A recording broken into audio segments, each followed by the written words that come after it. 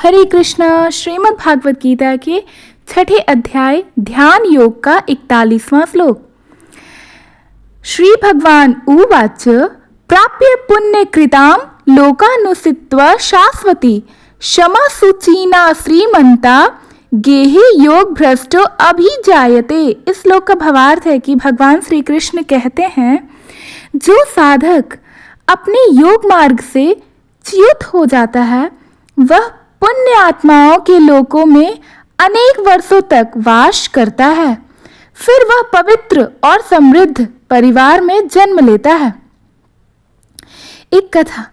बहुत समय पहले एक गांव में मुकुंद नामक एक बालक जन्मा। उसके माता पिता बड़े धार्मिक थे। बालक को बचपन से ही ईश्वर भक्ति का बहुत लगाव था। वह बिना किसी को सिखाए स्वयं ध्यान लगाता और श्री कृष्ण के भजन गाता। लोग कहते कि यह बालक पिछले जन्म का कोई साधक है, और सच भी यही था। मुकुंद का पूर्व जन्म एक साधक का था। वह पिछले जन्म में कठोर तप कर रहा था, परंतु किसी कारणवश उसकी मृत्यु साधना पूर्ण होने से पहले ही हो गई थी। भगवान श्री कृष्ण की कृपा से उसका जन्म एक पवित्र और समृद्ध परिवार में हुआ था, जहां उसे अपनी साधना फिर से आरंभ करने का अवसर मिला। मुकुंद जैसे जैसे बड़ा हुआ, उसे अपने पूर्व जन्म की भक्ति स्वतः स्मरण होने लगी। उसने अल्प आयु में ही प्रभु का साक्षात्कार कर लिया। गांव के लोग उसके चरणों में बैठकर भक्ति का रहस्य जानने लगे। श्लोक से यह संदेश मिलता है कि अधूरी भक्ति और अधूरा साधक कभी भी नष्ट नहीं होता। भगवान उसे पुण्य लोकों में वास कराकर फिर पुण्यशाली और शुद्ध कुल में जन्म देकर आगे साधना का अवसर देते हैं। इसलिए साधक को कभी भी अपने प्रयासों से निराश नहीं होना चाहिए। हर भक्त का प्रयास ईश्वर की दृष्टि में सुरक्षित होता है। श्री कृष्ण हमें आश्वस्त करते हैं कि यदि साधक मार्ग से भटक भी जाए तो भी उसकी तपस्या व्यर्थ नहीं होती। ईश्वर उसे पुनः अवसर प्रदान करते ही हैं। प्रभु के पास कोई भी भक्ति का प्रयास ऐसे ही नहीं जाता। 42वां श्लोक। अथवा योगी नामेव कुले भवति धीतात्मा एतद्धि दुर्लभ भर्तरम लोके जन्म यदि दृश्यम। इस श्लोक का भावार्थ है कि फिर से भगवान श्री कृष्ण कहते हैं, या फिर ऐसा योग भ्रष्ट साधक बुद्धिमान योगियों के ही कुल में जन्म लेता है। ऐसा जन्म इस संसार में बहुत ही दुर्लभ होता है।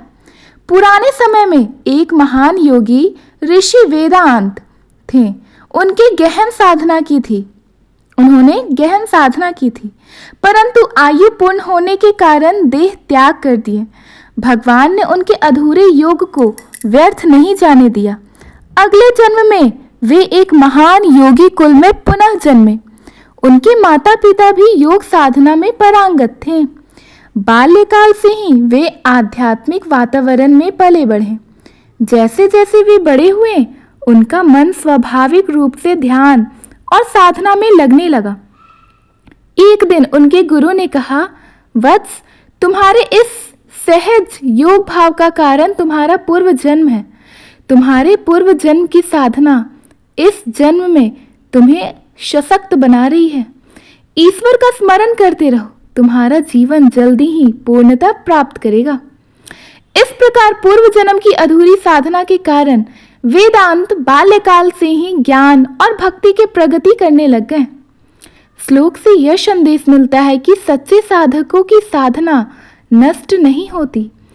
उन्हें श्रेष्ठ कुल में जन्म मिलता है।